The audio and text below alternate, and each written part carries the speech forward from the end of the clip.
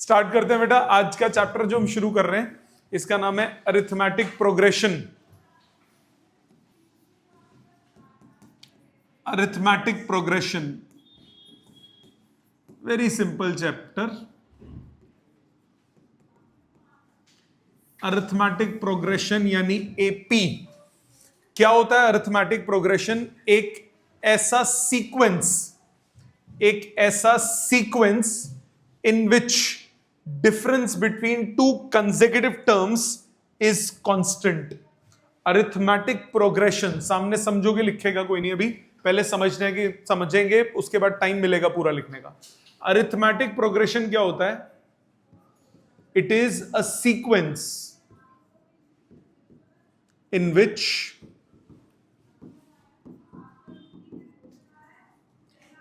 difference between consecutive terms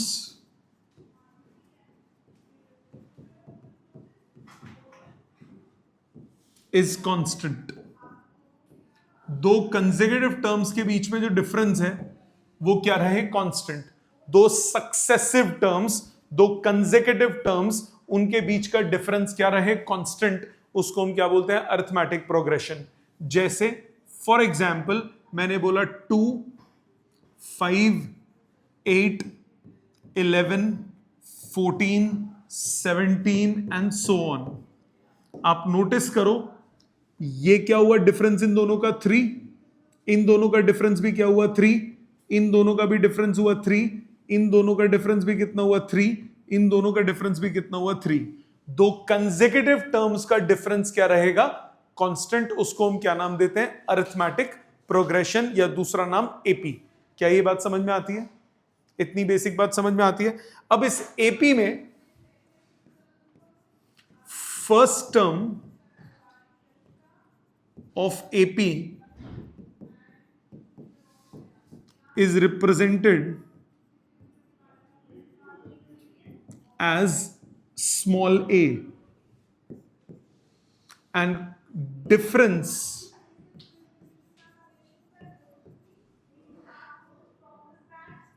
between consecutive terms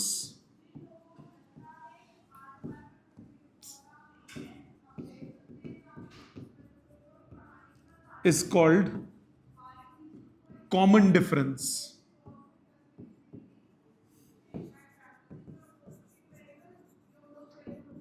And represented as small d. सो दो consecutive terms के बीच का जो difference होता है उसको हम क्या नाम देते हैं? Common difference. और उसको किससे रिप्रेजेंट करते हैं? स्मॉल डी से। फर्स्ट टर्म को किससे रिप्रेजेंट करते हैं? ए से। फर्स्ट टर्म को किससे रिप्रेजेंट करते हैं? ए से। और डिफरेंस को किससे रिप्रेजेंट करते हैं? स्मॉल डी से। ये बेसिक बात समझ में आती है? स्टेप बाय स्टेप चलेंगे, डोंट वरी। अब देखो, सपोज करो इसका मतलब मैंने क्या बोला? If A1, A2, A3, A4 dot dot dot dot is an AP, ये एक अरिथमेटिक प्रोग्रेशन है, देन कॉमन डिफरेंस क्या होगा? A2 माइनस A1 बराबर होगा वो A3 माइनस A2, बराबर होगा वो A4 माइनस A3, बराबर होगा वो A5 minus A4 and so on. मतलब second term minus first term, third term minus second term, fourth term minus third term, ये सारे रेशियोज, ये डिफरेंसेस सारे बराबर होंगे और उसको हम क्या बोलेंगे? Common difference. यहां तक बात समझ में आती है? इधर तक कोई दिक्कत नहीं है किसी को? पक्का? श्योर? ऑनलाइन यहां तक कोई दिक्कत?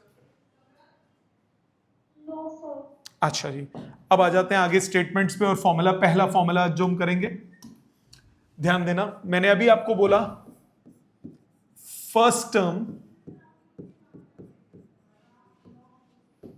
is given by small a and common difference is small d. इसका मतलब फर्स्ट टर्म मैंने a लिया, second term minus first term, common difference होगा, ध्यान से देखना, इसका क्या मतलब हुआ कि सेकेंड टर्म हो गया first term plus common difference, इसको राइट साइड ले गया तो इसका मतलब सेकेंड टर्म मेरे पास आ गया a plus D. First term अगर a है तो सेकेंड टर्म क्या है a plus D. Third term minus second term, ये भी कॉमन डिफरेंस होगा कि नहीं होगा? मतलब जो थर्ड टर्म होगा वो होगा second term plus common difference. Second term कितनी है? सेकेंड टर्म कितनी है? a plus D. टाइम पे आएगा। सेकेंड टर्म कितनी है? a plus D. तो थर्ड टर्म हो गई a प्लस डी, मतलब जो थर्ड टर्म होगी वो होगी a प्लस 2d। मानते हो? थर्ड टर्म कितनी होगी? a plus 2d। इसी तरह से fourth term minus third term, ये भी तो कॉमन डिफरेंस है। मतलब जो फोर्थ टर्म होगी वो होगी third term plus common difference. तो फोर्थ टर्म होगी a plus 2d plus common difference, मतलब फोर्थ टर्म होगी a प्लस 3d। क्या ये बात समझ में आती है? दोबारा सुनो, मैंने बोला फर्स्ट टर्म मेरे पास है a, फर्स्ट टर्म मेरे पास है a, second term minus first term d है, तो सेकेंड टर्म हो गई फर्स्ट टर्म प्लस d। तो फर्स्ट टर्म है a, सेकेंड टर्म और कॉमन डिफरेंस है d, तो a प्लस डी हो गई सेकेंड टर्म। तो फर्स्ट टर्म अगर a है तो सेकेंड टर्म कितनी होगी? a plus D. Third minus second क्या है? d। तो थर्ड क्या हो गया? Second plus D. तो सेकेंड क्या था? a plus D plus D, कितना हुआ? a plus 2d। तो थर्ड टर्म कितनी हो गई? थर्ड टर्म हो गई a plus 2d। Similarly fourth term minus third term is d, तो फोर्थ टर्म कितना हुआ? Third term plus d। तो फोर्थ टर्म कितना हुआ? a plus 2d plus d, मतलब a प्लस 3d। यहां तक बात समझ में आती है? अब आप पैटर्न ऑब्जर्व करो, ऑब्जर्व द पैटर्न, जरा ध्यान दो। फर्स्ट टर्म को मैं a प्लस 0d लिख सकता हूं, सेकेंड टर्म है तो a प्लस d, थर्ड है तो a प्लस 2d, फोर्थ है तो a प्लस 3d। मतलब जौन सी टर्म है d का कोएफिशिएंट एक कम है ना उससे, मतलब nth टर्म हो गई a plus n minus 1d। ये है इसका पहला formula. Second term sorry nth term of an AP वो कितना हो जाता है? First term plus n minus 1 times common difference. समझ में आई बात? सो nth टर्म का फॉर्मूला क्या है? a plus n minus 1d। ये सबसे पहला फॉर्मूला है। एक बार दोबारा देखते हैं पूरा। मैंने बोला अरिथमेटिक प्रोग्रेशन क्या होता है? एक ऐसा सीक्वेंस जिसमें difference between two consecutive terms हमेशा क्या रहेगा? कांस्टेंट। उस सीक्वेंस को हम क्या बोलते हैं? Arithmetic progression. सीक्वेंस का मतलब कॉमन डिफरेंस कांस्टेंट होने का मतलब दूसरे में से पहला माइनस करो, तीसरे में दूसरा माइनस करो, चौथे में तीसरा माइनस करो, पांचवें में चौथा माइनस करो, डिफरेंस हमेशा क्या रहेगा? सेम रहेगा। फर्स्ट टर्म को हम a से रिप्रेजेंट करते हैं, कॉमन डिफरेंस को हम d से रिप्रेजेंट करते हैं। ठीक? कॉमन डिफरेंस का मतलब second term minus first term बोलो, थर्ड माइनस सेकंड बोलो, फोर्थ माइनस थर्ड बोलो, फिफ्थ माइनस फोर्थ बोलो, या कुछ भी बोल लो। यहां तक सबको समझ में आती है? अच्छी बात। फॉर्मूला वाइज हमने क्या बोला? फॉर्मूला वाइज मैंने बताया कि nth टर्म जो होगी, nth टर्म कुछ भी हो सकती है। n की जगह 5 डालोगे तो 5th टर्म आ जाएगी, n की जगह 7 डालोगे तो 6th टर्म आ जाएगी। अब इधर देखो, n की जगह 0 डालो, सॉरी n की जगह 1 डालो, फर्स्ट टर्म आनी चाहिए a प्लस 0d। कितना आया? a आया कि नहीं आया? n की जगह 2 डालो, सेकेंड टर्म आनी चाहिए, a2 कितना हो गया? a plus 1d। n की जगह 3 डालो, थर्ड टर्म आनी चाहिए, a प्लस 2d। आ गई थर्ड टर्म। n की जगह 4 डालो, a प्लस 3d। आ गई कि नहीं आ गई? तो n, अगर मुझे 25th टर्म निकालनी होगी तो मैं n की जगह क्या डाल दूंगा? 25। तो 25th टर्म क्या हो जाएगी? a plus 24d। क्या यहां तक बात समझ में आती है? इजी लगा यहां तक? पहले इतना लिखो प्लीज, ये फॉर्मूलाज वगैरह लिख लीजिए, फिर हम आगे चलते हैं। आगे ध्यान दो, एक और एक्सप्रेशन जो काम आता है इसके क्वेश्चंस में, ध्यान देंगे। अगर कोई 3 टर्म्स, ध्यान देना बेटा, if a b and C are in AP. अगर A B C तीन टर्म्स हैं, तीनों अरिथमेटिक प्रोग्रेशन में है, तीनों अरिथमेटिक प्रोग्रेशन का मतलब तीनों का अगर मैं सीक्वेंस बनाता हूं तो क्या बनता है? AP बनता है। तीनों का अगर सीक्वेंस बनाते हो तो AP बनता है। इसका मतलब क्या हुआ? अगर A B C AP में है तो डिफरेंस कांस्टेंट होगा। डिफरेंस का मतलब क्या होगा? B minus A is equal to C minus B। Yes और नो? B माइनस A क्या होगा? Second minus first term. C minus B क्या हो गया? Third minus second term. Difference constant है कि नहीं है? इसका मतलब अब इसको रीअरेंज करो, आप लिखोगे B plus B is equal to A plus C, तो मतलब B की वैल्यू आ गई A प्लस C बाई 2। तो जो मिडल टर्म होगी वो बाकी दोनों का एवरेज होगी। ये काम आएगा पॉइंट। आप इसको ऐसे याद रखो या ऐसे याद रखो, दोनों में से कोई भी फॉर्मेट याद रख सकते हो। मतलब या तो इस तरह से याद रखो या फिर आप ऐसे याद रखो 2B is equal to A plus C। मतलब मिडल टर्म का डबल बाकी दोनों के सम के बराबर, या इसको याद रखो this plus this is this plus this का average, this plus this by 2 is equal to middle term. ये काम आएगा पॉइंट। सो दो फॉर्मूलाज बताए आज मैंने आपको, दो कॉन्सेप्ट्स बताए। पहला, किसी भी एपी में डिफरेंस हमेशा क्या रहता है? कांस्टेंट। किसी भी एपी में डिफरेंस हमेशा क्या रहता है? कांस्टेंट। और nth term of an AP हमेशा क्या हो जाएगा? a plus N minus one into D. दूसरा, b अगर a b c तीन टर्म्स एपी में है, a b c तीन टर्म्स एपी में है, तो twice the middle term is the sum of the other two, या फिर middle term is the average of the other two terms. ठीक है, क्वेश्चंस की फॉर्म में देखते हैं। पहले दो तीन मैं करता हूं। फर्स्ट देखिए, if the nth term of an AP be a linear expression of n, then prove that this progression is an AP। ये कैसा क्वेश्चन है? प्रोग्रेशन AP है, ये कैसे प्रूव करोगे? इसका भी पहले कंसेप्ट एक बार समझो। अगर आपको किसी सीक्वेंस को AP प्रूव करना है, किसी सीक्वेंस को AP प्रूव करना है, तो आप क्या करोगे? डिफरेंस को कांस्टेंट प्रूव करोगे। मैंने क्या बोला? अगर आपको if we have to prove that the given sequence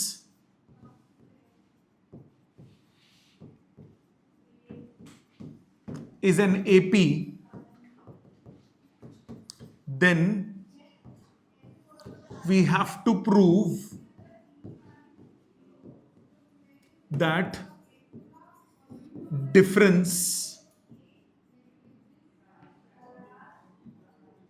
is constant। जो डिफरेंस है वो कांस्टेंट है हर टर्म के बीच में, मतलब कॉमन डिफरेंस है। हमें ये प्रूव करना होगा। कैसे प्रूव करोगे? कैसे प्रूव करोगे? जरा ध्यान देना। कैसे प्रूव करते हैं? जरा ध्यान देना। जैसे डिफरेंस जो होगा वो nth टर्म और उससे एक पिछली टर्म का डिफरेंस होगा। जैसे सेकंड माइनस फर्स्ट बोलूं, थर्ड माइनस सेकंड बोलूं, फिफ्थ माइनस फोर्थ बोलूं, तो nth में से एक पिछली टर्म को अगर मैं माइनस करता हूं तो डिफरेंस क्या आना चाहिए? कांस्टेंट आना चाहिए। मतलब ये चीज क्या होनी चाहिए? कांस्टेंट होनी चाहिए। ये चीज क्या होनी चाहिए? कांस्टेंट होनी चाहिए। जैसे क्वेश्चन में समझो, सपोज मुझे बोला prove that an is equal to 2 plus 3n represent is an nth term of AP। ये एक सीक्वेंस गिवन है, मुझे प्रूव करना है कि ये AP का nth टर्म है। मैंने बोला nth टर्म ऑफ AP कैसे प्रूव करोगे? आपको nth टर्म दिया हुआ है 2 plus 3n। आप क्या करो? इससे एक पिछली टर्म निकाल लो। n माइनस 1th टर्म क्या होगा? 2 plus 3 टाइम्स n माइनस 1। मानते हो बात ये? मैंने बोला थर्ड टर्म निकालना है तो n की जगह 3 डालते हैं। फिफ्थ टर्म निकालना है तो n की जगह 5 डालते हैं, तो n माइनस वन टर्म निकालना है तो n की जगह क्या सब्सटीट्यूट कर देंगे, n माइनस वन। तो ये सॉल्व करके कितना आया, ये सॉल्व करके आया 2 प्लस 3n माइनस 3, तो ये आ गया 3n minus one. n minus one term हो गई 3n minus one, nth term है, n माइनस वन टर्म है, तो कॉमन डिफरेंस कितना हुआ, nth minus n minus one, तो nth कितना हुआ 2 प्लस 3n, इसमें से सब्ट्रैक्ट करो 3n माइनस वन, सॉल्व करो 2 plus 3n minus 3n plus 1, 3n से 3n कट गया, आंसर 3 आ गया, which is a constant, therefore it's an AP. Difference constant आ रहा है तो वो एपी है। एक और देखो जिसमें डिफरेंस कांस्टेंट नहीं आता, आपको बोला check if an is equal to n square minus 1 represents an AP or not। क्या ये AP को रिप्रेजेंट कर रहा है या नहीं कर रहा, क्या ये AP को रिप्रेजेंट कर रहा है या नहीं कर रहा। सो nth टर्म आपके पास है n square minus one, nth term आपके पास है, nth टर्म आपके पास है n square minus one, n minus one term क्या होगी, n माइनस वन का स्क्वायर माइनस वन, यस और नो। n की जगह n माइनस वन डाल दूंगा, n माइनस वन टर्म हो गई, n माइनस वन का स्क्वायर माइनस वन, सॉल्व करो n square plus one minus 2n minus one, ये कैंसिल हो गया। डिफरेंस क्या होगा, डिफरेंस होता है nth टर्म में से n माइनस वन टर्म को सबट्रैक्ट कर दो, nth टर्म क्या होगा n स्क्वायर माइनस n, इसमें से क्या सबट्रैक्ट करने को बोला, n स्क्वायर माइनस 2n। यहां तक बात समझ में आती है। ब्रैकेट ओपन करो, n square minus one minus n square plus 2n, n square से n स्क्वायर कट गया, आंसर आया 2n minus one, which is not a constant, n पे डिपेंडेंट है। यहां पे क्या आया, 3 आया, जो कि हमेशा क्या है, सेम है, किसी भी चीज पे डिपेंडेंट नहीं है। Since d is not constant, therefore an is equal to n square minus 1 does not represent AP। अगर कांस्टेंट आएगा तो AP को रिप्रेजेंट करेगा, कांस्टेंट नहीं आएगा तो AP को रिप्रेजेंट नहीं करेगा। अब उसी क्वेश्चन पे वापस आते हैं। आपको बोला nth term of arithmetic progression is the linear expression of n। अब लीनियर इक्वेशन क्या होती है, लीनियर इक्वेशन किस फॉर्म में होती है, a plus B X, quadratic क्या होती है, a plus B X plus C X square, isn't it. तो या फिर उल्टा ले लो, कोफिशिएंट जैसे मर्जी लिख लो, कोई फर्क नहीं पड़ता। nth टर्म आपको बोला, nth term is the linear expression, so let nth term a plus B N लिख सकता हूं, या ए एन प्लस बी, कोई फर्क नहीं पड़ता, जो मर्जी लिख लो। लीनियर इक्वेशन इसी फॉर्म में होती है कि नहीं होती। अगर मैं x की जगह n है, बेसिकली ax प्लस बी की जगह a n प्लस बी हो गया। अब आपको यह प्रूव करना है कि ये एपी है। एपी प्रूव करने का क्या तरीका बताया मैंने, nth टर्म आपको पता है, कौन सी टर्म निकाल लो, n माइनस वन, तो n माइनस वन टर्म क्या होगी, a n minus one plus B, मतलब A N minus A plus B. Difference क्या हुआ, A N minus A N minus one. So A N plus B में से क्या subtract कर दोगे, A N minus A plus B. Bracket open करो, A N plus B minus A N plus A minus B. A N से N cut गया, B भी भाग गई, क्या बचा, ए बचा, विच इज अ कांस्टेंट, n पे डिपेंडेंट नहीं है, therefore it represents AP।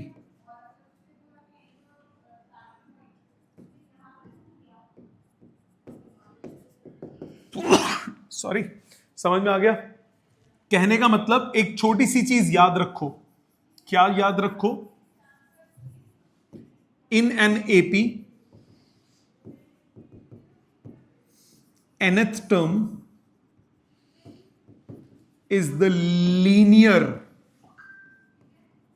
Expression of n। किसी भी अर्थमेटिक प्रोग्रेशन में जो nth टर्म होगी वो लीनियर एक्सप्रेशन होगा n का, क्वाड्रेटिक नहीं। अब आप पिछले में देखो, मैंने क्वाड्रेटिक लिया था तो नहीं आया था ना, यहां पे भी लीनियर लिया था तो आ गया था ना, कि आ गया था। सो किसी भी अर्थमेटिक प्रोग्रेशन में जो nth टर्म होगी वो हमेशा क्या होगी, लीनियर एक्सप्रेशन होगा किसका, n का। तो वो एपी नहीं होगा, एमसीक्यू में डायरेक्ट कर सकते हो, डिस्क्रिप्टिव में आपको शो करना पड़ता है स्टेप्स। ठीक है, समझ में आ गई सबको, क्लियर। सेकंड क्वेश्चन देखो, फिर आपको टाइम देता हूं लिखने का। अभी आज मैं होमवर्क कुछ नहीं दूंगा, आज मैं आपको क्वेश्चंस कराऊंगा, अगली क्लास में भी क्वेश्चंस कराऊंगा, फिर होमवर्क दूंगा करने के लिए। स्टेप बाय स्टेप चलेंगे। सेकंड पे आ जाओ। सेकंड में क्या बोला, फॉर द एपी, एपी क्या दिया है, 3/2, 1/2, -1/2, -3/2 and so on dot dot dot dot. Right the first term and common difference. बताओ जी फर्स्ट टर्म कौन सी होगी, 3/2। तो फर्स्ट टर्म हो गई, फर्स्ट टर्म यानी कि a कितना हो गया, 3/2। कॉमन डिफरेंस इसको आप d बोलते हो, a2 - a1 कर लो या फिर a3 - a1 कर लो, a2 कर लो, दोनों से आ जाएगा, मतलब हाफ -3/2, या फिर आप कर लो -1/2 -1/2, कितना आया -1, या फिर यहां से भी कितना आया -1, जैसे मर्जी सॉल्व कर लो। तो फर्स्ट टर्म क्या हो गई 3/2, कॉमन डिफरेंस कितना हो गया -1। क्लियर है सबको, पक्का, यहां तक अच्छे से समझ में आया। ऑनलाइन सबको क्लियर है यहां तक बेटा? दो और देखो, थर्ड पे ध्यान दो, फिर रुकूंगा मैं। Find the next term of AP. बताओ जी, आप बताओगे 3, 10, 17, 24 dot dot dot dot dot. अब पहली बात, लिखोगे कैसे? ओरली तो आपने देख लिया कि 7 जुड़ रहा है, तो 24 के बाद 7 जुड़ेगा तो कितना आया 31। एमसीक्यू का लिखने के नंबर होते हैं, कैसे लिखोगे ध्यान दो। फर्स्ट टर्म हो गया 3, कॉमन डिफरेंस हो गया 10 - 3 दैट इज 7। कौन सी टर्म निकालनी है आपको, कौन सी टर्म है, 1 2 3 4, फिफ्थ टर्म है next term. So next term is fifth term. तो फिफ्थ टर्म का फॉर्मूला क्या होगा, a + 5 - 1d। यही फॉर्मूला बताया अभी मैंने आपको।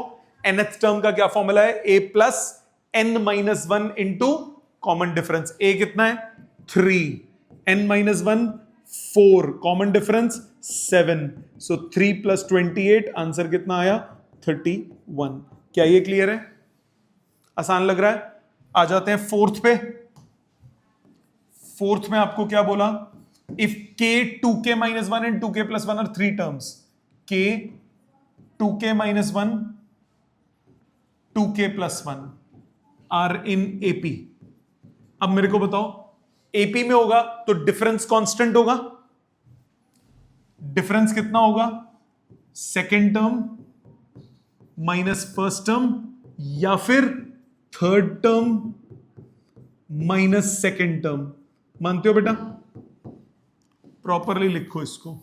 कैसे लिखोगे, आप लिखोगे d इज a2 - a1 या फिर a3 - a2। वैल्यू डाल दी मैंने, अब इनको सॉल्व कर लो। ये कितना आया 2k - k, k - 1 is equal 2k - 2k उड़ गया, और 1 - -1 2 हो गया, तो k की वैल्यू कितनी आ गई 3। इजी लग रहा है? या फिर आप इसको उस अप्रोच से भी कर सकते थे, if a b c are in AP, तो twice of b is equal to a + c। अभी बताया था मैंने, मिडल टर्म का डबल बाकी दोनों के किसके बराबर होता है, सम के। तो यहां मिडल टर्म कितना होगा, twice of 2k - 1 is k + 2k - 2k + 1। Solve करो, 4k - 2 is 3k + 1, rearrange, k की वैल्यू आ गई 3। क्या ये सबको क्लियर है, इजी लग रहा है? अब आगे हम करें क्वेश्चंस, और आप भी करोगे कुछ क्वेश्चंस, पहले इतना लिखो। ऑनलाइन सबको क्लियर है? सुवीना, लाव्या, तवगुण, अर्पित, ठीक है बच्चे, यहां तक पहले लिखो, कोई दिक्कत आए तो बोलो। ये लिख चुके थे? नहीं, ये नहीं लिखा था। हाँ प्लीज इसको लिखो, फिर आगे करते हैं। कोई डाउट आए उसी वक्त बोलना बेटा, साथ साथ आगे चलते हैं। Next is if the numbers n-1 this and this are in AP, बताओ क्या करोगे? तीन टर्म्स अगर AP में होती हैं तो क्या होता है? Twice of middle is equal to बाकी दोनों का सम, या डिफरेंस से कर लो, तुम्हारी चॉइस, जैसे आपको अच्छा लगे। तो करोगे अभी आप? चलो मैं 9th के लिए जगह छोड़ रहा हूं, अभी करना। दिस आर इन AP, क्या करोगे? Twice the middle is equal to बाकी दोनों का सम, अभी करोगे आप? करना इसको अभी। आ जाओ अगले पे, 14 देखो। Right the next 4 terms of the following sequence given by. First term देख, ए पहला पार्ट, A1 आपको 1 दिया हुआ है, an आपको an-1 प्लस 2 दिया हुआ है n greater than equal to 2 के लिए। देखो ये एक्सप्रेशन है। अब n के लिए आप अलग अलग वैल्यू डालते हो तो वो आता है। आपको नेक्स्ट 4 टर्म्स निकालनी है। फर्स्ट आपको पता है, सेकेंड टर्म के लिए n की जगह आप क्या डाल दोगे? 2 डाल दोगे। जब n की जगह 2 डालोगे तो आएगा सेकेंड टर्म, ये हो जाएगा A2-1 प्लस 2। यस और नो?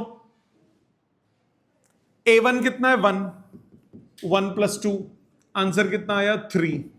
इसी तरह n की जगह 3 डालूंगा तो A3 कितना आ जाएगा?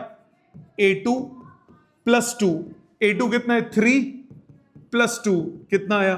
5 आया कि नहीं आया? जरूरी नहीं है APO, सीक्वेंस बोला है।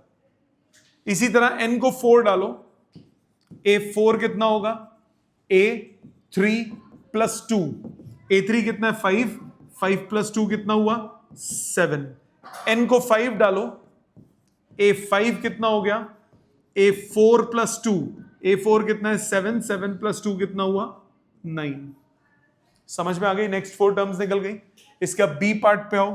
अब देखो ये तो AP था, अब ये AP नहीं है।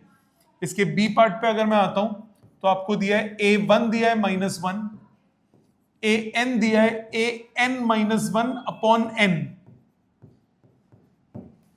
अब क्या करोगे? n को सबसे पहले क्या डालोगे? 2।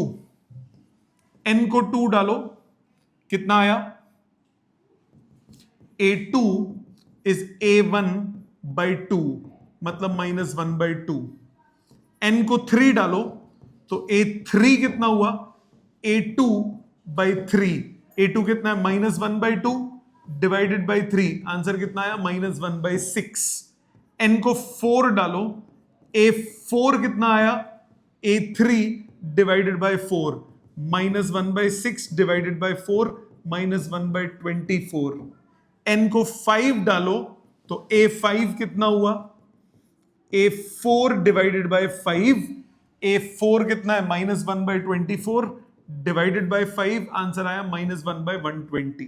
तो n की बस वैल्यू डालते जाओ और आंसर निकालते जाओ। इस टाइप का एग्जाम में चांसेस नेग्लिजिबल है आने, नेग्लिजिबल चांसेस है इस टाइप के क्वेश्चन आने की। कंसेप्चुअली तो समझ में आ गया। n की वैल्यू 1 डाली, वो गिवन था। n की वैल्यू 2 डाली तो अगली टर्म आई, 3 डाली तो उससे अगली टर्म आई, 4 डाली तो उससे अगली टर्म आई, 5 डाली तो उससे अगली टर्म आ गई। क्लियर? जरा ये 2 क्वेश्चन आप कीजिए, ये 2 क्वेश्चन आप आंसर निकालिए फटाफट, चेक करो। Numbers n-5, 4n-4, 5n-1 are in AP। AP के लिए क्या होता है? Second term minus first term is third term minus second term. तो 4n-4 में से n-5 सब्ट्रैक्ट, और 5n-1 में से 4n-4 सब्ट्रैक्ट। दोनों क्या होने चाहिए? बराबर। सॉल्व करो। 4n-4 minus n plus 5 is 5n-1 minus 4n plus 4। Solve करो। 3n plus 1 is n plus 3। Rearrange. 2n equal to 2, n की वैल्यू क्या आ गई? 1। कर रहा हूं दूसरा मेथड, दूसरा तरीका मैंने आपको बताया था, if A B C are in AP,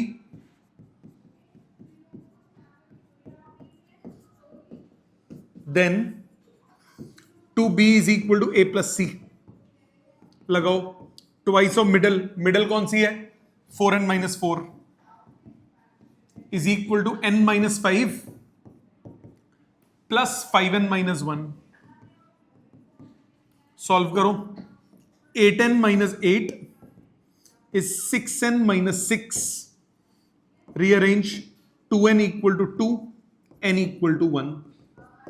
आपकी चॉइस, जैसे मर्जी कर लो, ठीक है। अगला वो भी ऐसा ही है। 10th में आपको क्या बोल रहा है, x minus 2, 4x minus 1, 5x plus 2 are in AP.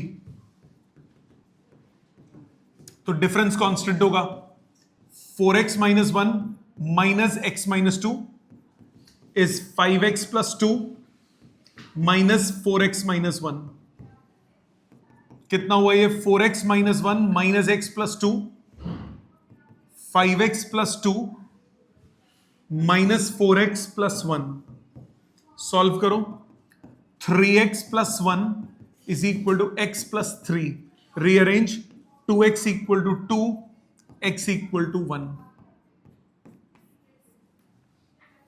दूसरा तरीका अभी जो बताया मैंने, second method, twice the middle term. If A, B, C are in AP,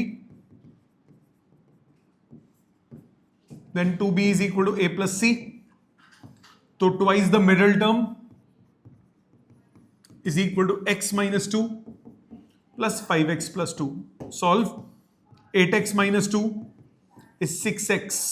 2 से 2 कट गया। Rearrange, 8x minus 6x equal to 2, 2x equal to 2, x equal to 1. समझ में आई यहां तक बात? क्लियर?